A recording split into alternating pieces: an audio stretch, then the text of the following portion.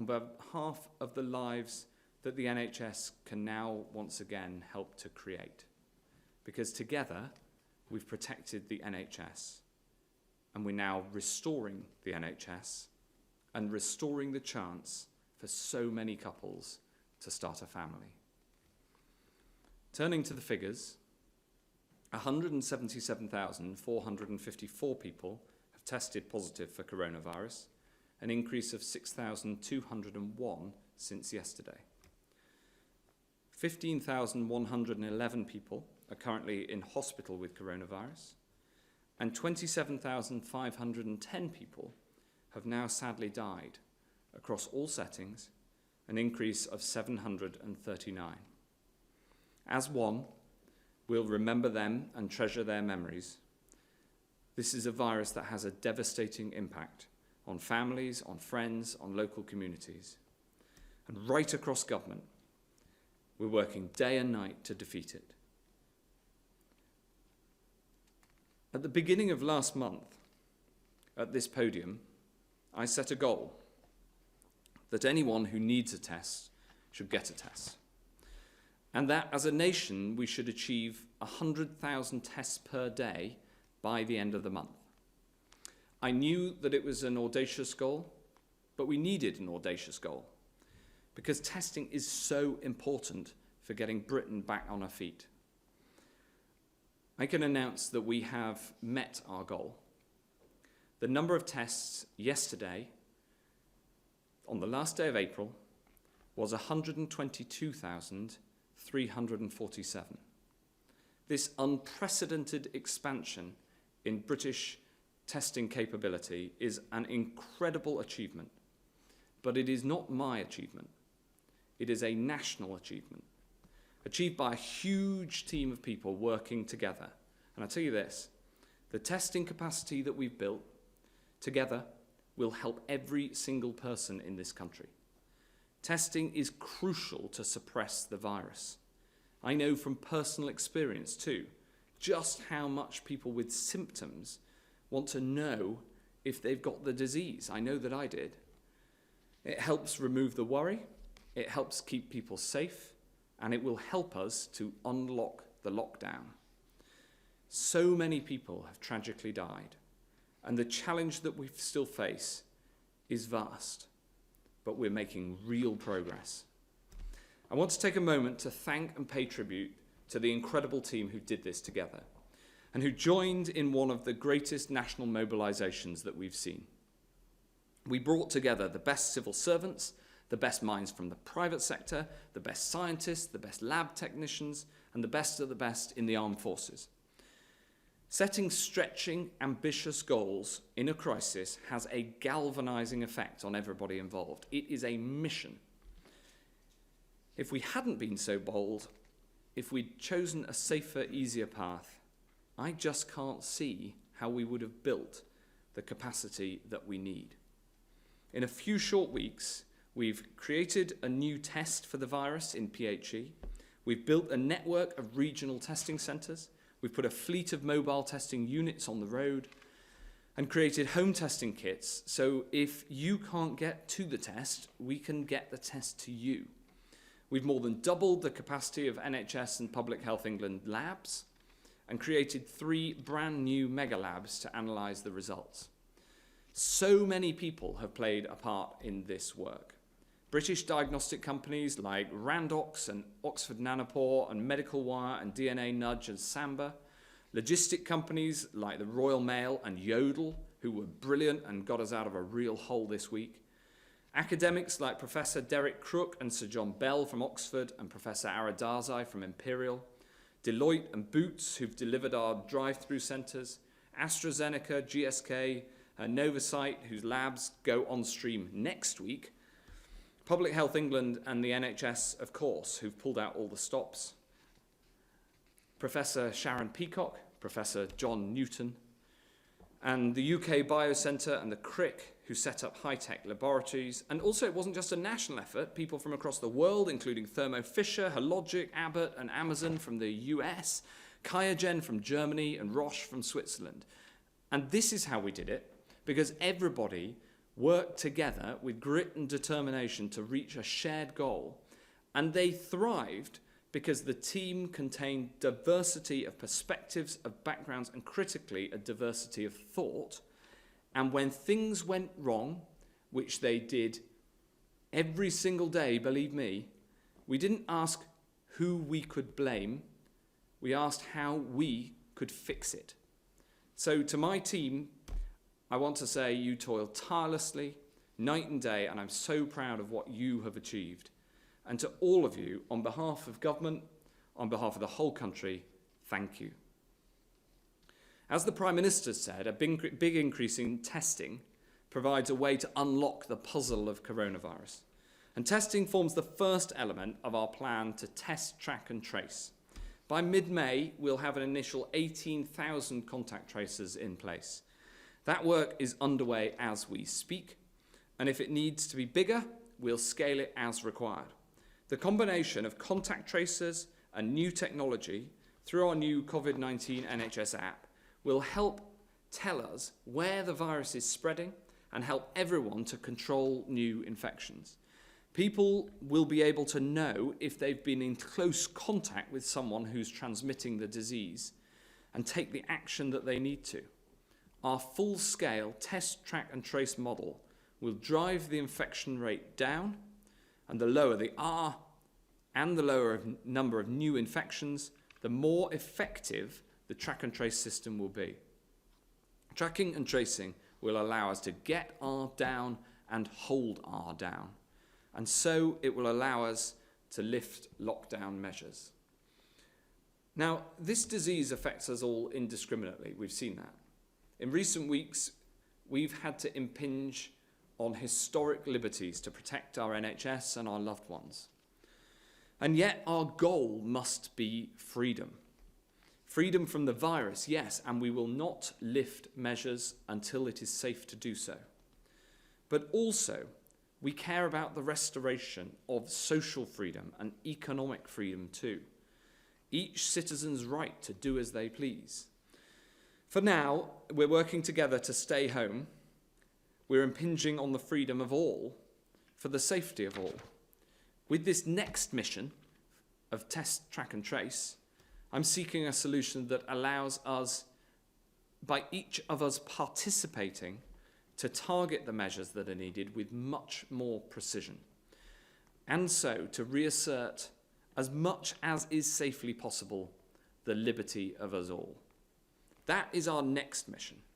But for now, the most important thing for everyone to do, to keep R down and to get us all through this, is to maintain the spirit and the resolve that's had such an impact thus far. So please, stay at home, protect the NHS, and save lives. And now Professor Newton is going to set out some more details on testing, and then I'm going to ask Professor Powys to set out and take us through the slides. Thank you very much, Secretary of State. And can I also thank you on behalf of the programme for those kind words of thanks. It's been a truly extraordinary collaboration, but thank you very much. We have reached an important milestone, but I want to explain why we need all this testing. Back in March, the country moved into lockdown because the virus was circulating widely, not because we did not have enough tests. Cases were popping up with no obvious connection to other cases, and the infection was entering the exponential growth phase. And at that point, access to limitless testing, even if we had had it, would have made no difference. The decision to enter lockdown would have been the same and would have been taken at the same time. In the same way, the route out of lockdown has not been blocked by low levels of testing. We can relax social distancing only when the government's 5 tests are met, and that means particularly getting the infection rate right down. Testing will, as Secretary of State has mentioned, help to keep it under control once we're out of lockdown. But our levels of testing have not kept us in lockdown a day longer. What about Germany? People talk about Germany a lot, but yes, Germany had a lot of tests available from the get-go. But there was also a lot less virus around in Germany when they introduced social distancing, and it was circulating in younger people. So, as CMO pointed out in an earlier briefing, we should not rush to draw conclusions about relationships between numbers of tests available and outcomes in different countries. Nevertheless, as CMO also said, we are learning from other countries, and we have learned from the experience of other countries. But back to the here and now, where does all this leave us in the UK? Well, the 100,000 tests a day target was set for two purposes. As Secretary of State has mentioned, it was intended to motivate the programme and set the scale of our ambition, and it has certainly done that. More importantly, though, perhaps, we knew from our calculations that we would need something like this level of testing to be ready for the next phase of the response to the pandemic. Looking to the future, then, we now have a very substantial and flexible testing capability in the UK. It will be used to drive extensive contact tracing to control any new infections, to help us keep patients and staff safe in hospitals and care services, and to tell us with some precision how the virus has spread across the country and is spreading in the future. If we can quickly identify who may have been in contact with someone infected, we can prevent them from passing it on and so drive down transmission rates of the virus. Now, the new NHS app for contact tracing is also in development and making rapid progress. And the more people who sign up for the new app when it goes live, the better informed our responses will be and the more effective we will be in keeping the virus under control. All this progress with testing and with our design of the next phase of contact tracing and the app frees ministers and their scientific advisors to choose whatever future strategies are best suited to keep the country safe. I can assure you that the testing capability we have built in the last few weeks is world-leading in its scale and sophistication and gives us the flexibility we need. As the pandemic evolves, we will have the testing capacity to meet changing demand across the country. It is now there to serve us all. Thank you. Thanks very much, John. And Professor Pass, if you'll take us through the slides. Thank you very much, Secretary of State, and good afternoon, everybody. So as I and others have said on many occasions, the magnificent response of the British public to the government's request to comply with social distancing instructions has meant that we have begun to get on top of this virus. We've seen the transmission rate, the reproduction rate fall to below 1, and that means that the number of new infections is falling within our communities, and that has meant that pressure has been kept off the NHS. The NHS has responded magnificently to make sure that patients have always had available the treatment they require. And over time, this will also has an impact on the unfortunate number of deaths that we've seen. And as we move to the next phase of managing COVID-19, I think the first thing I'd like to do is to remind everybody of the 5 tests that the government has set for adjusting the current lockdown. The first I've already referred to, and that's that the NHS continues to have sufficient capacity to provide the critical care requirements that are needed, but also specialist treatment right across the UK. Secondly, it's that sustained and consistent fall in daily deaths from coronavirus, and we are beginning to see that, but we need to make sure that that is maintained. Thirdly, it's reliable data to show that the rate of infection is decreasing to manageable levels across the board.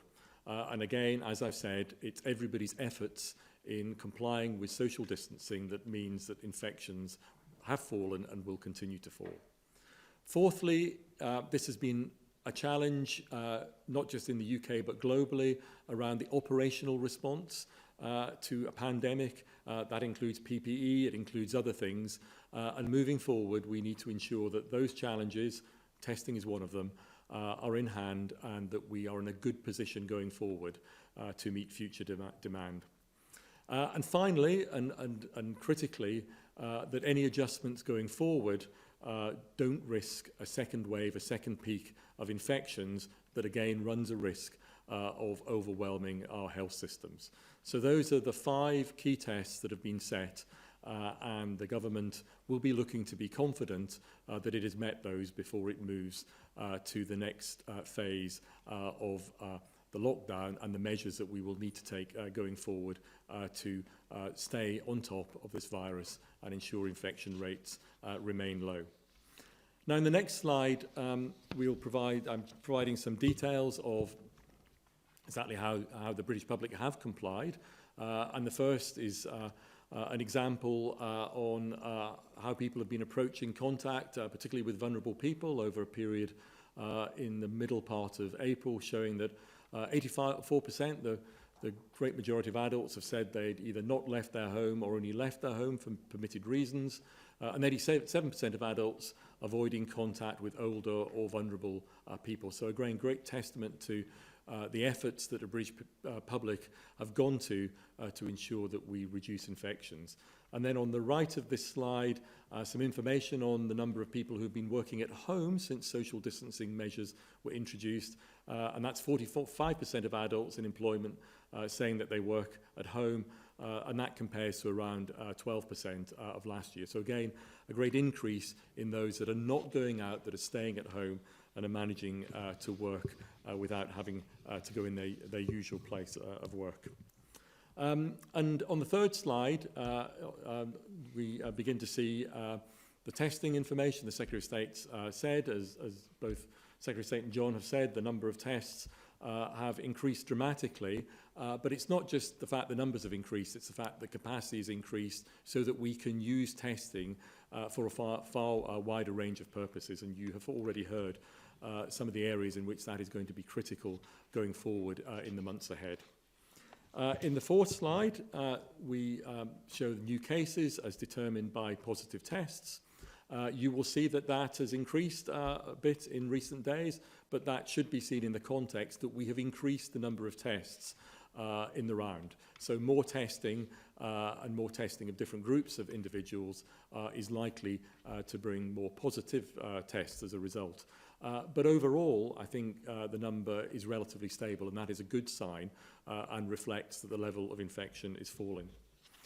In the next slide, we then move to people who unfortunately, and again, it's a mild illness for the great majority of people, but for a proportion who do have to be admitted to hospital, you can see that since the middle of April, numbers of people in hospital with COVID-19 have been falling. And that's particularly marked in London, that was ahead in terms of the infection rate, and therefore that fall has come quickest in London.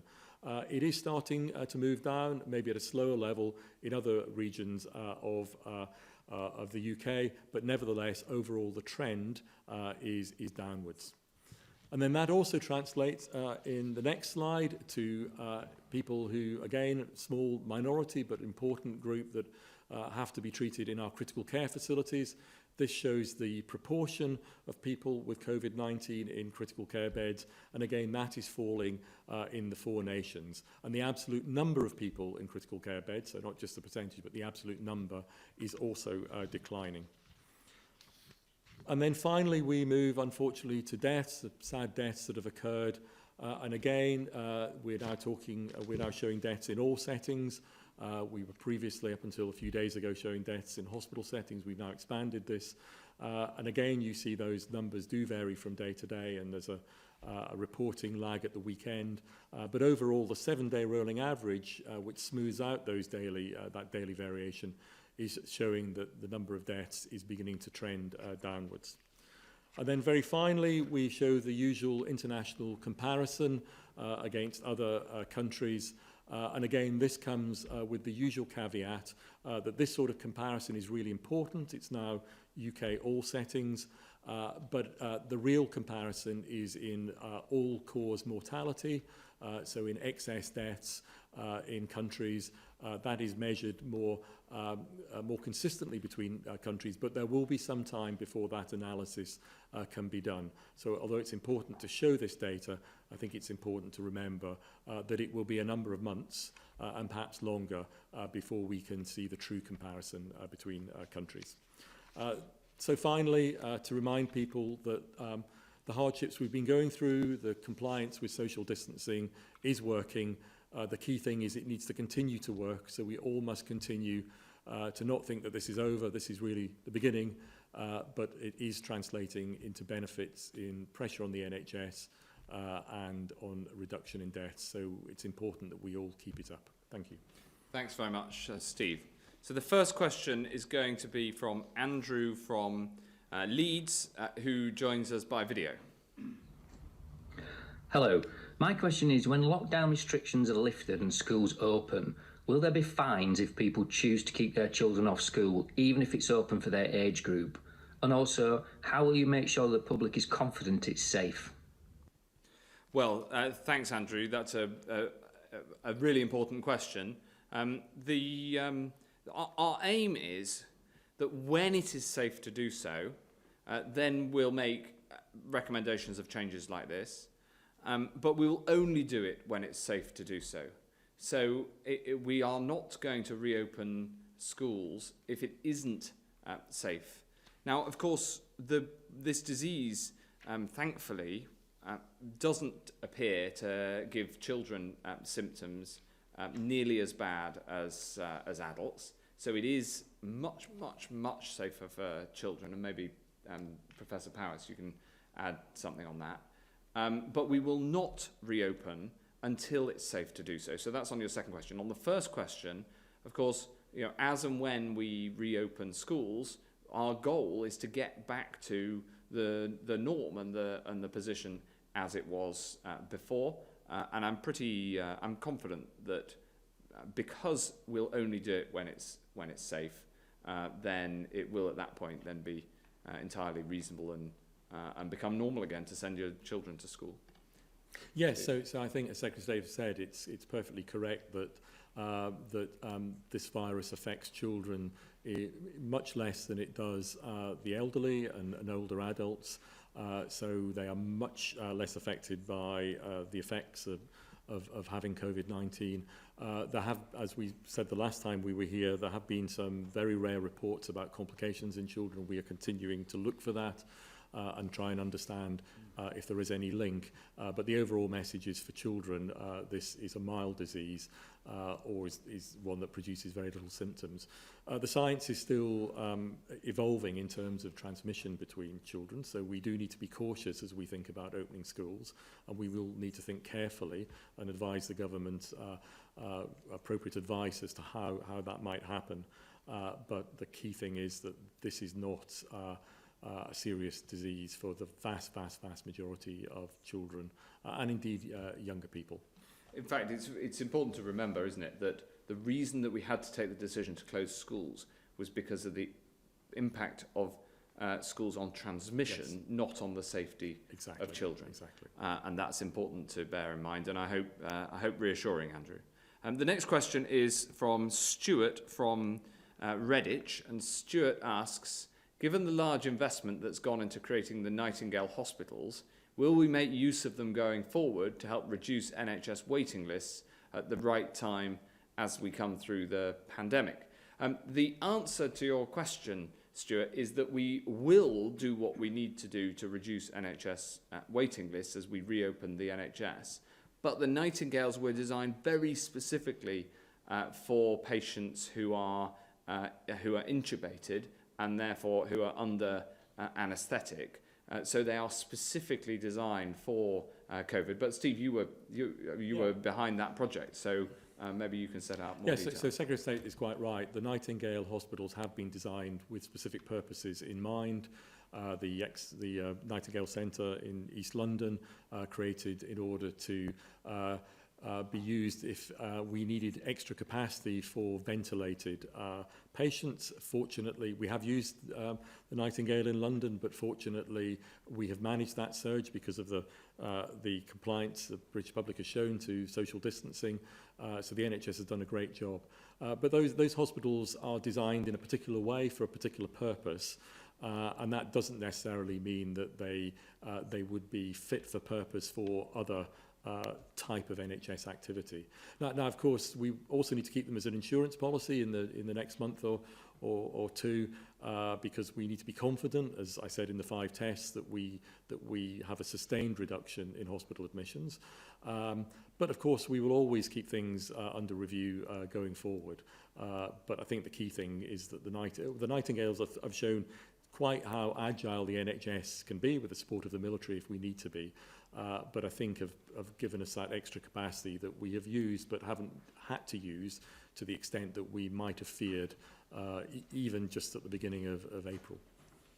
Thanks very much. And thank you, Stuart, for submitting your question. Remember that you can submit a question by going on to gov.uk/ask. I think these questions from the public are are a great addition to our daily briefings. And we'll now turn to questions from the media. The first one is from Hugh Pym of the BBC. Thank you very much, Secretary of State. As you said, there's clearly been a rapid and impressive expansion of lab capacity, and testing centres and businesses and staff have put in a huge effort and are fully deserving of praise. I wanted to ask a little more about where we go from here, in your view. You touched on it, but a little more detail. How do you intend to further develop and expand the testing network as part of moves to combat the virus? Well, that's a really important question, Hugh. I tried to set out a bit of it, but I think there's two parts. The first is that we've grown this testing capacity to over 100,000, 122,000 tests done yesterday. And that's for a purpose, because by testing you can help to treat patients better. We've always been testing patients. You can help get people back to work, and there's been a big expansion of the eligibility to get a test in order to be able to get back to work. And also for surveys, and very soon we should get the first results of the surveys that are out in the field at the moment, so that we know how many people have the disease right across the country. And we should get those results very soon. We plan to continue to expand capacity. As I said, there's a new lab coming on stream next week that AstraZeneca and GSK have put together in Cambridge, and we'll keep going from there. But the other really important question is making sure we use this capacity in the best way possible. For instance, to have a real focus on care homes to make sure that we can tackle the epidemic within care homes as well. John. Yeah, thank you, Secretary of State. Yes, so it is an extraordinary achievement to build this capacity so quickly. There is an element of consolidation required now. We need to move to a more sustainable footing, and we also need to try and integrate the work of the new laboratories with the existing infrastructure. So, for example, making sure that the results flow back to general practitioners and so on. So all of that is happening, and that will really help us to use this new capacity to its maximum benefit. And then, as Secretary of State said, there are a whole range of other opportunities to support the NHS, the care sector, and also other sectors such as criminal justice by making testing available. And I think the really exciting development is this rollout of testing at home, which of course will be very, very helpful for any contact tracing, a really flexible, fast way of getting tests to people when we're using our contact tracing, track and trace app and so on. So we're very pleased with what we've done so far, but it really is only a start, and we do need to apply what we have now to the challenges of the future. Thank you very much. you. Yeah, have you got a follow-up, Hugh? Is that? Just one more. Yeah. Do you ensure that health and care workers do get priority so Yes. they can get tested when they need to be? Yes, absolutely. This is really important. Within the system that we've built, if health and care workers need a test, then they can get one as a priority, either through the NHS itself and the NHS's own labs, or through the employer route, so they can essentially go to the front of the queue in terms of getting an appointment to one of the drive-through centres, and that's an important part of making sure we have the right prioritisation. We've always talked about the prioritisation starting with patients, and then people in the NHS, then wider key workers, and then the general public. And that prioritisation is built into the system. And just to build on this point of testing for contact tracing, the thing is, once we have contact tracing in large scale, then you want to be able to test people as soon as possible so that you know if there's a positive test, so that then the people they've been in close contact with can be advised to act accordingly and isolate so that they don't pass on the disease. So that is a very important other new part of the priority within testing once we get that up and running by the middle of the month. Thanks, Hugh. Sam Coates from Sky. Matt Hancock, the 122,000 tests is a massive increase in a short period of time. How many of those are home testing kits that were mailed out yesterday but haven't actually been yet returned and analysed by labs? Because earlier in the week, number 10 was indicating that they wouldn't count against the target, but now it does seem as if they do. To John Newton, perhaps this morning we got the news that we've been waiting for, that you cannot get coronavirus a second time. That seems to have come out of a study from the South Korea Central Clinical Committee for Emerging Disease Control. How much weight do you put on that seemingly important study? And Steve Powers, I was interested that you were seeming to be quibbling with a colleague at Public Health England, Dr. Okereke, who was saying yesterday that children don't seem to be able to transmit the disease. Was she wrong? Right, well, what a feast of questions. I'll hand over to John to answer the precise numerical questions. We set out on gov.uk exactly how we count the different types of tests for different reasons, because obviously, exactly as you said in the question, home tests are produced in a different way to the tests at drive-through centres. So John can take us through the exact breakdown of the 122,347 tests yesterday. I'd just add that in total, we now, over the entire testing programme since the test was invented, have done over 1 million tests now, 1,023,824. So that's another benchmark that we've managed to reach. John, and then I'll ask Steve to answer the question about the transmissibility of the disease amongst children. Yeah, thank you, Secretary of State. So the NHS, Public Health England's laboratories, including laboratories in other countries, all 4 countries of the UK, undertook 39,753 tests between them, of which there were 2,537 in Scotland, 1,090 in Wales, and 1,319 in Northern Ireland. And it's worth mentioning we have a partnership with Roche, and that partnership, they undertook 13,723 tests. So the benefit of the public-private partnerships. The tests undertaken by the new Lighthouse laboratories total 79,522. Now, of those, 39,153 were undertaken in the drive-through centres or by mobile units, or in fact by research nurses who administered tests as part of the Office for National Statistics survey. Your question, the home kits delivered, there were 27,497 kits delivered, and there were 12,872 tests delivered through the satellite process. And then under the surveillance testing, which is the antibody testing, there were 3,072 tests undertaken. And so that's the breakdown of the total 122. So your question was about home kits, 27,000, and then there were 12,000 more that were sent out as satellites. Thanks very much. Steve. Thanks, Sam. So on the question of transmission in children, I'll say what I think the position is. John, with his public health expertise, will correct me if I get any of this wrong. I think if a child or a young person is symptomatic, then there's no reason to think that they wouldn't transmit the virus in the way that any other person who's symptomatic would be. I think the big question is how many children don't have symptoms but get the virus, and in that particular case, or in those cases, how transmissible is the virus between them. And I think that is data that we are still accumulating and evidence that we are still learning about.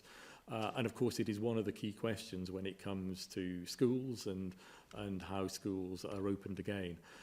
So I think the true answer is that the evidence is still emerging over the transmittability of virus in children that don't show symptoms. But John, is that your understanding? Yes, absolutely. And shall I pick up the question on immunity? Can you get the infection twice? So you mentioned a study. So the science on immunity is still emerging, and I think the general rule is that you would never make a decision based on a single study. So we would very much want to see that result replicated in other studies before we decided that was really the case. But it's obviously promising. I think people have said before in these briefings, it would be it would be very surprising if there was no immunity after an infection. But at the moment, I think the science is still not precise about how much immunity you get and how long it lasts. So, but nevertheless, results such as the one you mentioned are encouraging. Thanks very much, Sam. Victoria MacDonald from Channel 4. Thank you, Secretary of State. Can I just say that I'm not quite sure that Sam's question was answered. There was a report in the HSJ that previously a test would be counted only once the sample had been processed, but that testing has now changed and that it's being counted once it's been posted out. Is that the case? And then, Secretary of State, I wanted to ask you specifically, the ONS figures today show that you are twice as likely to die from COVID-19 if you live in a deprived part of the country. What is your reaction to that, and what policy implications does that have for you? Yes, I'll ask John to answer the point from the HSJ, but it's not something I recognise. The point on the deprivation and the point that in more deprived parts of the country there appears to be greater impact. This is something that we are worried about and looking at, and we're looking at it in the context of all of the different ways in which this disease seems to have a different impact on different groups. So right from the start, we've known that it has a much more serious impact on older people. It appears to have a bigger impact on men. It appears to have a bigger impact on people from black and minority ethnic backgrounds. It appears that people who are obese are more seriously affected by the disease. And there's also this new evidence from the Office for National Statistics of the correlation with deprivation.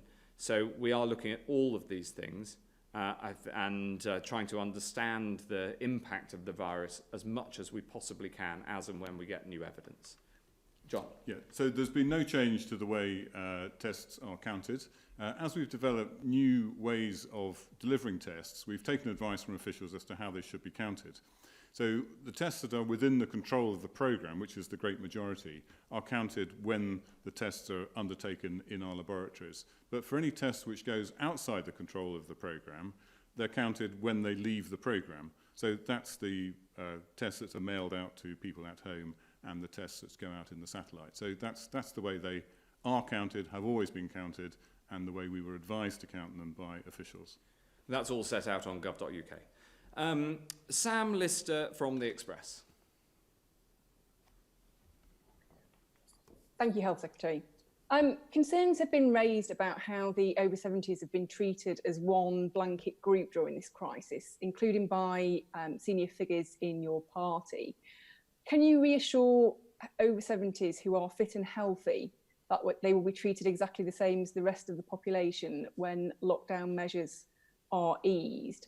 And also, it's been made clear today that this is not over, but now we are past the peak. People will obviously rightly be hopeful that they can start making plans to see family and friends again, perhaps even have a holiday, or meet up together and have a holiday together.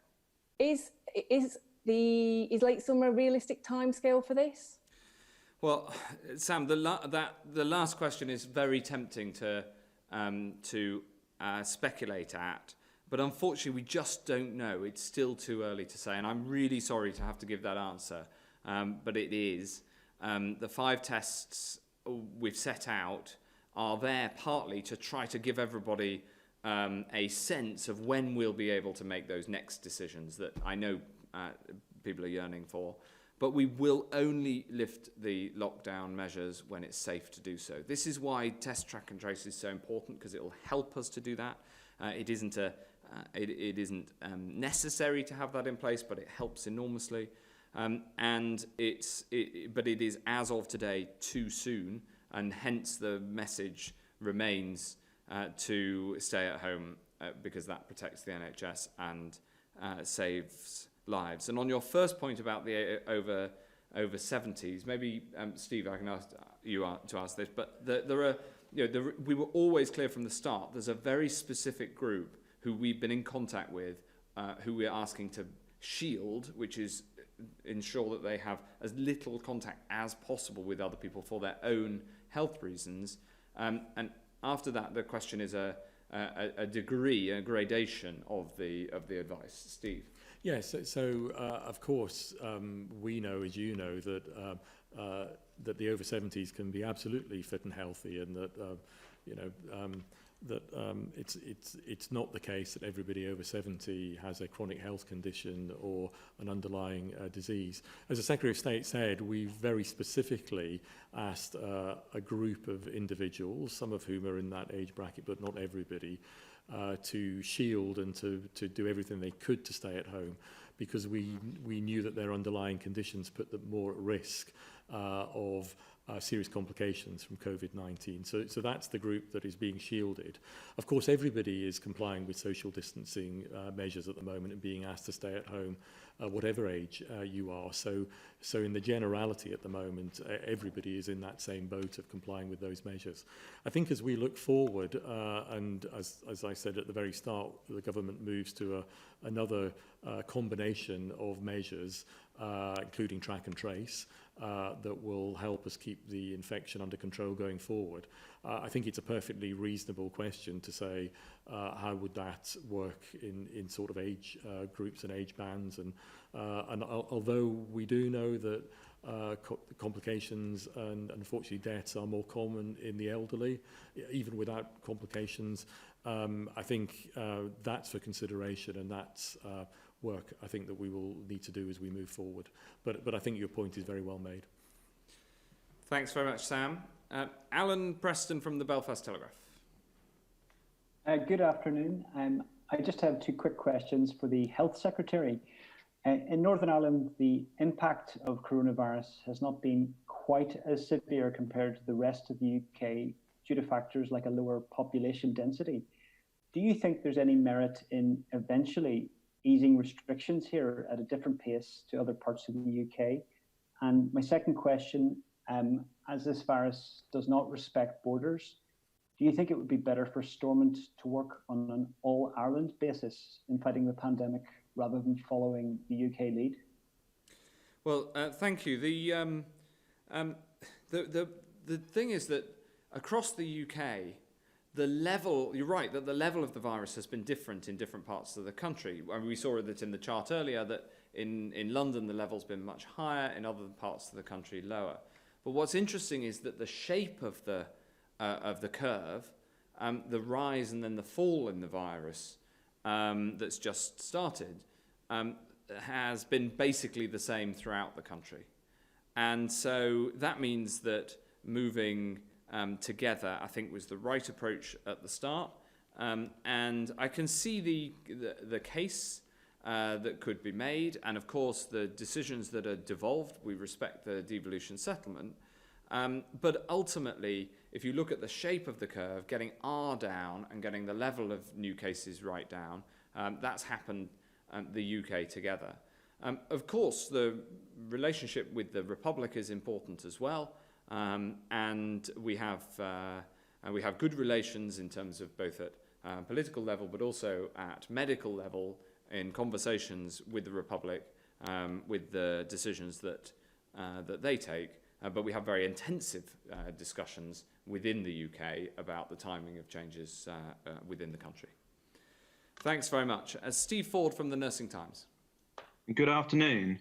A Nursing Times survey has indicated almost all nursing staff are feeling more stressed and anxious than usual, and a third described the state of their mental health as bad during the COVID-19 crisis, for reasons including PPE shortages. So my question is, what are you going to do in the long term to protect the mental health of nurses and other staff, on top of the helplines that have already been announced, as we already have a well-documented nurse shortage, and I hope you'd agree that we can't afford to lose any more in the coming months? And secondly, what's your message for Black and minority ethnic staff who feel they may have been put at greater risk given the emerging evidence from the mortality data? Thank you very much, Steve. I think that the way that nurses across the NHS have risen to this challenge has been admirable. The bravery and the flexibility that nurses have shown right across the NHS. I think that's something that the whole country recognises it, and I recognise it as Health Secretary. I think that certainly the measures that we have put in place to help people with the stress and more serious mental ill health as a result of work, those measures are important, and I'm very glad that they're in place. I've been trying to get them in place for some time, and we managed to put them in place very quickly as the crisis began. But the other thing, it's undoubtedly true when you talk to nurses on the front line, that increasing the number of nurses so that there are more to do the work that's needed is a really important part of the plan. And as you know, we committed in the election to 50,000 more nurses by the end of the Parliament. We remain committed to that. In fact, we've seen more nurses come into the NHS over the autumn, and then also as a result, direct result of the appeal for nurses who'd left the profession to come back. So we have got more nurses back into the NHS, and I want to support and cherish every single nurse who works in the NHS because of the important work that they do.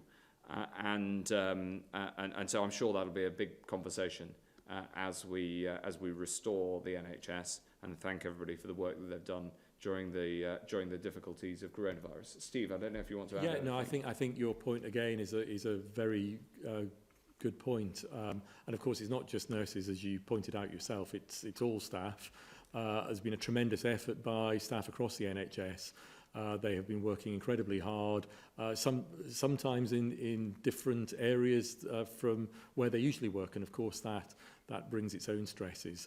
And I know, talking to the chief execs and the medical directors, chief executives and medical directors of many of our hospital trusts across the country, that as we begin to now stand up some of the services that we have had to stand down to manage this surge in coronavirus patients, those leaders locally are thinking very hard about how they support staff, because they absolutely recognise that they have gone through a very challenging and at times very stressful number of weeks, and that support is required both in the short term and over a longer period of time to ensure, as we move back towards a normal, won't be completely back to normal while we still have COVID, but back towards normal, that staff have the support they need. So I think the comments you've made are very much reflected in the comments I hear from our leaders across the health system. Maybe you could answer Steve's second question as well. The second question, just remind me, the second question was, Steve? Black and minority. Right, yes. Oh, what's your message for black and minority ethnic staff? And John might want to answer some of this as well. So I think the message for black and minority staff is that we absolutely recognise, as Secretary of State said earlier, that this virus is disproportionately affecting staff, and I absolutely know the concern and the worry amongst our colleagues in those groups. And in fact, I've been talking to them over the last few weeks, as I'm sure Secretary of State and others have. So there are things that we can do in terms of supporting staff and helping them through the concerns that they have. I think there's another piece of work that John will be able to talk about, which is to understand why it is, and again, Secretary of State touched on this a little bit earlier, why it is that the virus seems to be disproportionately affecting members of staff and the population as a whole from particular ethnic groups. So that work is ongoing in Public Health England, and I think maybe John will be able to say a little bit, because of course that will also inform what we need to do and the approach we need to take going forward. John? Thank you. Yes, so as we know, the statistics do show increased rates in some people with some ethnic backgrounds. The effects are relatively small, and they do need to be looked at, although very important.